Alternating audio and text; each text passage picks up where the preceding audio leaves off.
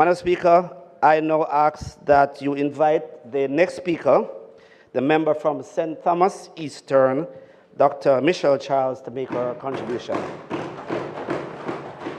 Let's make welcome to her feet the member from St. Thomas Eastern. Members, it's not a lot of us, but we need to give her a good clap, man.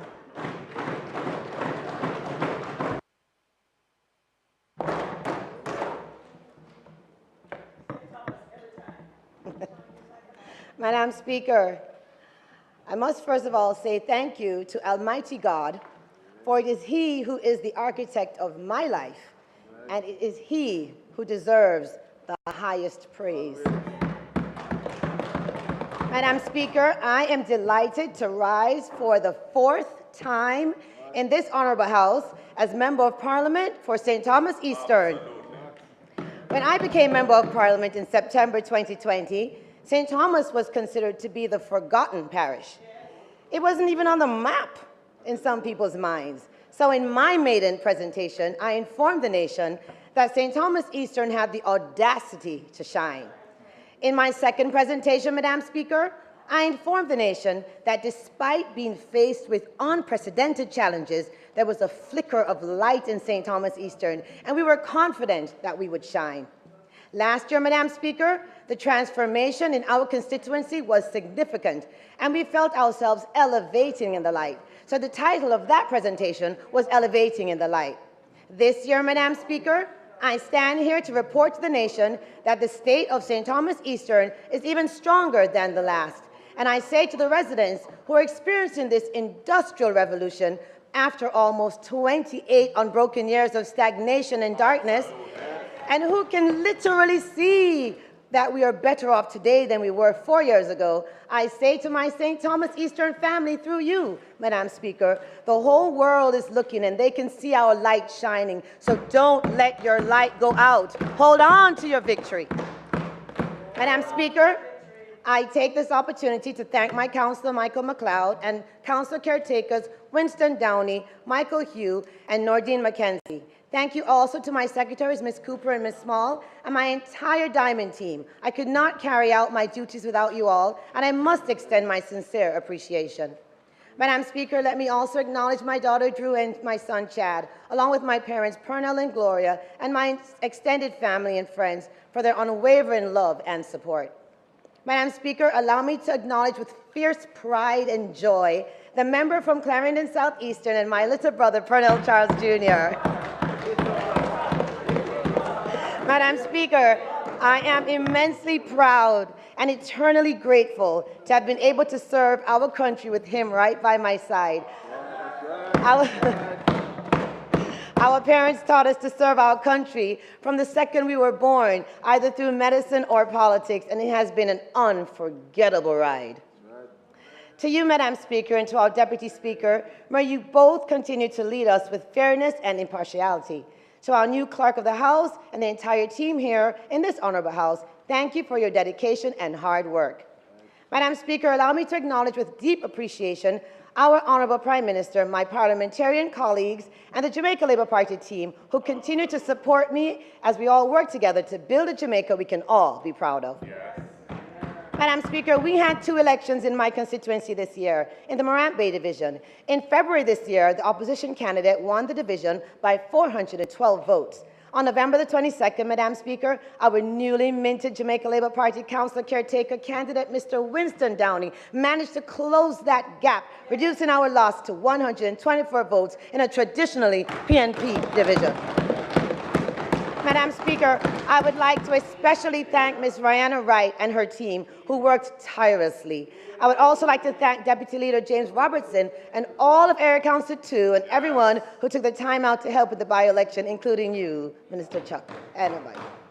Madam Speaker, they over there had this division for close to 30 years with no development. But our government has brought infrastructure, rehabilitating several roads, and everywhere you go, you can log on to free Wi-Fi. Thank you to Universal Service Fund. Madam Speaker, the Rudolph Elder Park will be completely rehabilitated, and we already have a brand new highway which comes with new water pipes and fiber optics. Our government is building the largest urban center in the Caribbean, slated to open in just a few months and bring in over 4,000 jobs. It is this Andrew Holness-led government that is building Morant Bay, Madam Speaker. St. Thomas has been known as a forgotten parish for years, and they just break ground and toss dirt and shut down things like the Goodyear factory. We bring in cement and block and Kentucky Fried Chicken. So when you look at that space, you say to yourself, built by labor. And Madam Speaker, there's much more to come in Morant Bay. Let me thank TBDCO and the Minister of Tourism for assisting us with building a brand new bathroom and changing area at the Morant Bay Fishing Village, well needed. Madam Speaker, in my second presentation to this House in 2022, we had the audacity to ask the government to consider transforming the old courthouse in Morant Bay into a national museum, which would keep the history of St. Thomas alive. I'm happy to report that the procurement process to engage the services of a consulting firm to design the museum is underway. The tender process closed on November the 11th. A technical committee was formed to evaluate the bids. Is expected to complete the evaluation process by December 12, 2024. It is expected that the design component will be completed by the end of the first quarter in the next financial year. Madam Speaker, the residents of St. Thomas Eastern know that the light is shining. They know that we are a government that they can depend on. And I say to the residents through you, Madam Speaker, don't hide your light under a bushel. Hold it up and show the world that the light is shining. Don't let your light go out. Hold on to your victory. Madam Speaker, during the period of 2023 to 2024, a total of 51 farmers benefited from water tanks, fertilizer, broiler chicks, and an additional 44 farmers have so far benefited from 2,200 baby chicks and 220 bags of broiler feed as well. We would like to thank the Minister of Agriculture and the member from Southwest St. Elizabeth for all that you have done to help our fishermen and farmers during the Hurricane Beryl Recovery Program and the Fisheries Productive Incentive Program. Thank you, thank you, thank you to the Minister of Agriculture and Fisheries. Madam Speaker, water is indeed the foundation of life. It's essential for human survival, and its importance cannot be overstated. So allow me to spend a few minutes on water. The demand for water in the towns of Morant Bay and East Prospect is steadily increasing due to population growth and planned development within our parish. In response, the National Water Commission is committed to ensuring a reliable water source to supply the capital town of Morant Bay and the growing towns of East Prospect as well. To address this demand, the NWC has identified key infrastructure improvements, including the rehabilitation of the relift station and the upgrading of the distribution network. This will involve the installation of 200 millimeter and 250 millimeter pipelines from the Springfield facility to the Stanton tank. The rehabilitation of the relift station would include the repair of the storage tank and the supply and installation of the new relift pumps for Morant Bay, as well as the addition of a generator and motor control center.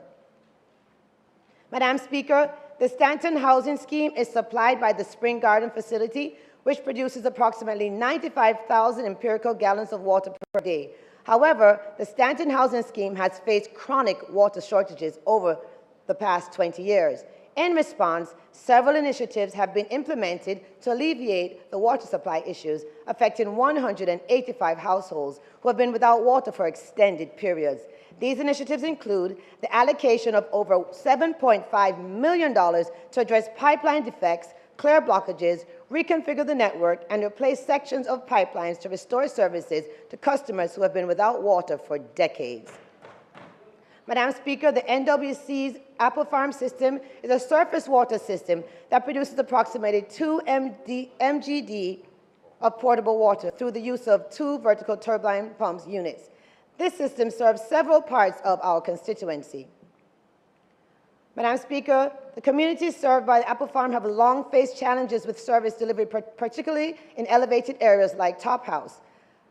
Additionally, residents in Stokes Hall and surrounding areas are now experiencing disruptions due to ongoing road work, which frequently damage small 2-inch distribution lines, worsening the area already that has poor services.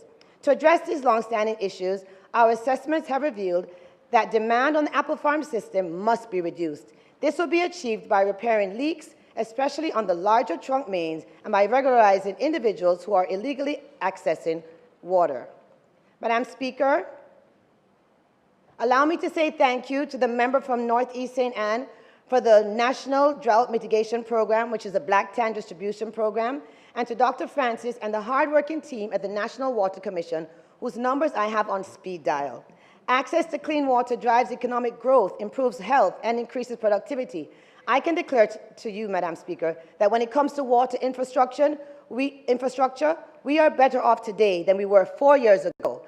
I say to my St. Thomas Eastern family, your light is shining brighter than it was 4 years ago. So don't let your light go out. Hold on to your victory.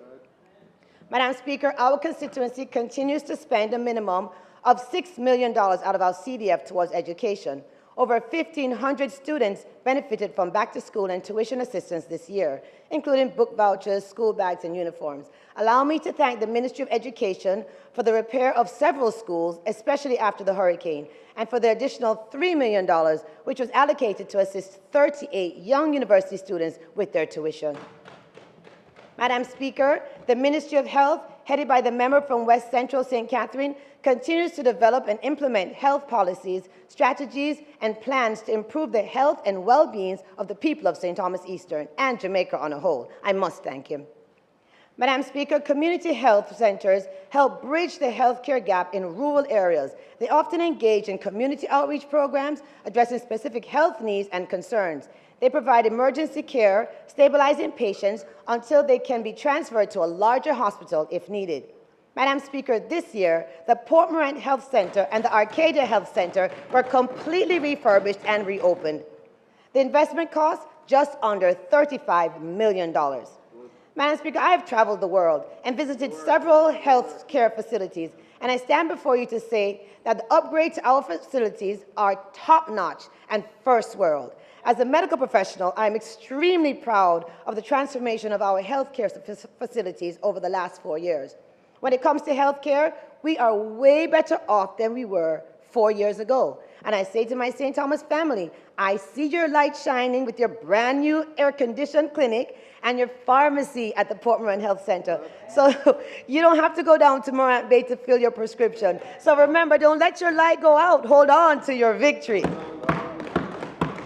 Madam Speaker, the St. Thomas Eastern constituency encompasses 4 police jurisdictions: Morant Bay, Port Morant, Golden Grove, and Bath.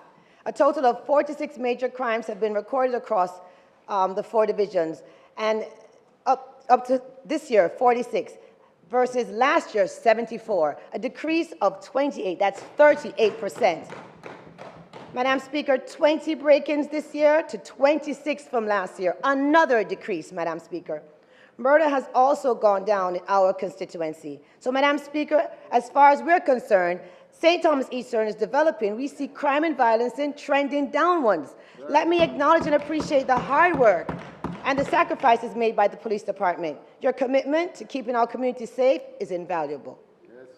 Madam Speaker, the Ministry of Labor and Social Security continues to play a vital role in St. Thomas Eastern, providing comprehensive support to vulnerable groups within our society, including the elderly, persons with disability, and low-income families. Madam Speaker, one must recognize the significance of the increase in the national minimum wage, the second increase in over a year. Madam Speaker, I had 3 recruitment drives in our constituency where over 400 young people came for security jobs. So I'm happy that there's also an increase in the minimum wage for security guards as well. That's well overdue. Thank you. Madam Speaker, we increased the budget for social pension benefits by a whopping 165%, following an increase in NIS pension for up to 76% last year. Madam Speaker, this government is a positive change that Jamaica needed all along. Everything in this ministry has increased because we can balance the budget and offer economic stability. PATH beneficiaries are also enjoying an increase in benefits as a result of a budget increase of 28.8%. And we must pause to thank this administration for putting the people first. Madam Speaker, the Overseas Employment Program is one that all members of Parliament know is extremely important to our constituents, and we must thank you as well. Madam Speaker, the Rebuild Jamaica initiative aimed at restoring our household and communities that have been severely impacted by Hurricane Beryl has been instrumental in ensuring that most vulnerable among us receive the support necessary to recover from the devastation. Hundreds of persons in my constituency have benefited from this initiative, and I must say thank you to the minister. Madam Speaker, I cannot just say that we are shining in the east, because with all that I just said, we are shining in the north, the south, the east, and the west. I say to Jamaica, hold on to your light. Stick with this government, the one that you can trust. I know that we might not be the best, but we are better than the rest. Madam Speaker, the roadway between Dumfries and Prospect in St. Thomas Eastern is currently reduced to a single-lane access. The work currently underway includes removal of asphaltic concrete surface. Member's time for speaking has expired. House Leader. Madam Speaker, I ask for the member be given 10 minutes to complete her presentation. Question is that the member be allowed 10 minutes to complete. Those in favor? Those against? The ayes have it. Thank you, Madam Speaker. Madam Speaker, I sat in traffic for almost an hour just trying to get to Pira, so I understand the frustration of my constituents. Some of our drivers are breaking the line and driving dangerously to get to where they're going. Let me first apologize for the inconvenience the motorists are facing as a result of all the works being done, and ask that the operators that are operating vehicles proceed with caution and obey the instructions of the flagged persons and that are the posted warning signs. China Harbor Engineering Company is working aggressively to advance the progress of the works and have given me the commitment to have that section completed prior to the Christmas holiday, if weather allows. Madam Speaker, the flooding in Port Morant Square has been consistently on the news, even before my tenure as Member of Parliament. The former Member of Parliament's office is right there in the square where it floods. Even crocodiles have gone up to that front door during a flood. I remember it flooding in Port Morant when I was a little girl and when Gillette was a little girl. So, Madam Speaker, the parish of St. Thomas is prone to flooding, especially during tropical storms and heavy rainfalls. Several flood damages assessments have been done. So when I see the opposition on TV acting like this is a new and trying to score political points, I have to shake my head. Madam Speaker, let us not forget that it is their government that kept St. Thomas in the dark for almost 28 years. It is this Andrew Holness-led government that brought the light. It is this Andrew Holness government that led government that cares for the people of St. Thomas, bringing the South Coast Highway, which aims to enhance the alignment and capacity of the existing Southern Coast roads. In my first presentation, The Audacity to Shine, I asked the government to consider building a wall right there in front of Fish Cove because of climate change and erosion of our land. And it is this government that is currently building that wall right now to keep the ocean from taking over the land right there at Leith Hall. It is this government that is widening the roadway from single-lane to dual-lane traffic with a Jersey barrier addressing major flooding and drainage issues. It is this government that is introducing Sparks program and the REACH program. And after all this time, it is this Andrew Holness-led government in collaboration with NWA and China Harbor who will finally fix the flooding problem in Port Morant Square. Madam Speaker, we're not a chaka-chaka government. We don't just build on a hill and then wonder how the road and the water and electricity is going to get to that building. We are a government of order, and we plan and then we build. That is why they call our Prime Minister the builder. We have a record of achievements, and the residents of St. Thomas Eastern have my word that the flooding at Port Morant Square will be fixed by this government as well. The NWA is currently in negotiation to acquire the land that will build the well-needed drainage system to take the flood water to the sea and solve the flooding problem in Port Morant once and for all. I say to the residents of St. Thomas, we are better off today than we were 4 years ago because you voted for change. We now have a government that understands how to balance the budget and has grown the Jamaican economy for 10 consecutive quarters. This is why we can speak about repairing and building roads. They couldn't talk about that before. Madam Speaker, because historically, when we have fallen into economic decline, it is this Jamaica Labour Party government that changes their course and puts us back on top. We are the party of positive change. So don't let your light go out in St. Thomas. Hold on to your victory. Madam Speaker, a well-developed transportation system is vital for the town's economic growth, social well-being, environmental sustainability, safety and security. I am proud to announce that the Jamaica Urban Transit Company began operating in St. Thomas last Monday with 2 bus routes leaving from Yallis Bay and Morant Bay, respectively. I was excited to be on the first bus ride from Morant Bay to Kingston. I want to personally thank the member from West Portland and the Minister of Transportation for remembering St. Thomas. I know he traveled on the bus to St. Thomas this morning. You see, Madam Speaker, in September 2020, the people of St. Thomas Eastern chose change. Almost 28 years of the other party and nothing to show for it. Today, the people of St. Thomas can ride comfortably in a first-class, air-conditioned luxury bus on a brand new highway named after our national hero, the Right Honorable Paul Bogle. And you can get to Kingston from Morant Bay in less than an hour. In the first week alone, 2,089 passengers were lifted, Madam Speaker. Not even Montego Bay have a JUTC that come to Kingston from there. We in the East feel special. The Jamaica Labour Party was a positive change we needed all along, and we're not going back. Madam Speaker, the journey ahead is exciting. The government has a record of achievements when they over there have a record of, you know what over there have a record of. We are the positive change that Jamaica needed, and we have a record of achievements, especially in St. Thomas over the last 4 years, to prove it. Right. Madam Speaker, let me close by reminding us, elected in this chamber, that we are the light that shines bright in the darkness. We are the beacon of hope, guiding our nation towards a brighter tomorrow. Yes. When we tear down each other and shine a negative light on each other, we dim the brightness of our nation.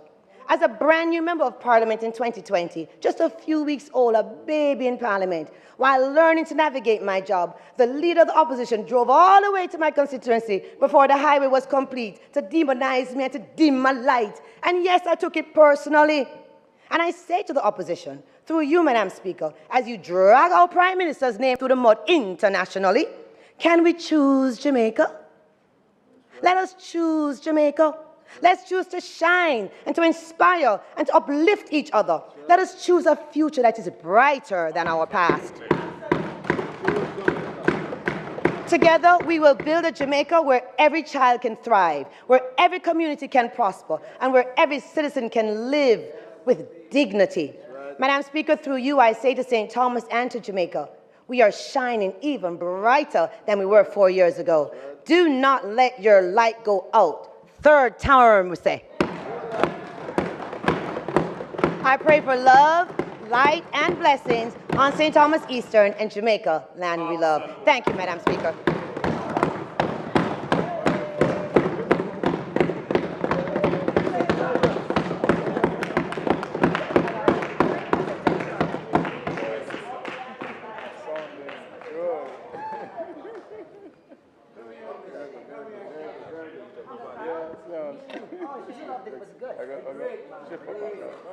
Wonderful. Oh, thank you. Well done. Excellent.